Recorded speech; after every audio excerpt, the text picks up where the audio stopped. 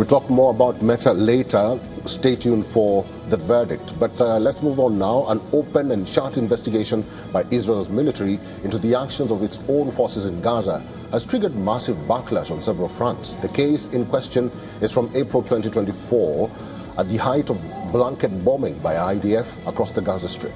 Well, this incident investigated is of an IDF strike which killed 7 World Central Kitchen and aid workers.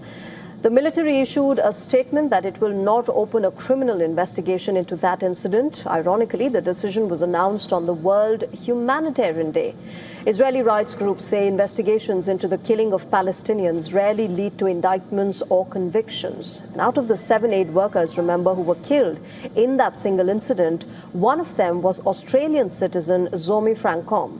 Following Israeli military's decision to shut the case, Australia has now lashed out at the decision. As I said in my statement this morning, Australia is outraged by the Israeli government's decision to not pursue any criminal proceedings against those responsible for killing Zomi Francom and her World Central Kitchen colleagues. Australian government learned of Israel's decision late last night, moments before it was announced on World Humanitarian Day.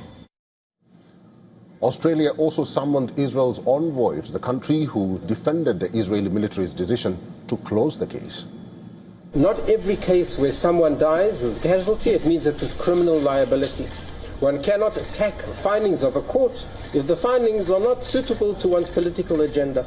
So the findings of the court came to the conclusion, after 2 years of independent research, that there's no criminal liability. We must respect that, as we do in every case of a investigation. World Central Kitchen, whose aid workers were killed, has questioned Israel's investigation. The statement says, and I quote, "At the time of the lethal attacks, the IDF knew that our team in Gaza was unarmed and posing a threat to nobody. It had full visual clarity on our clearly marked humanitarian vehicles during the extended multiple airstrikes. It knew our team's movements, identities, and activities in advance.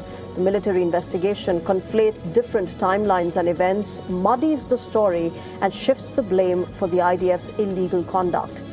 Now, the Australian victim's family has also reprimanded Israel's military, slamming the approach taken in this internal investigation. In a statement, Francom's family said, and I quote, "This was not a single instantaneous strike.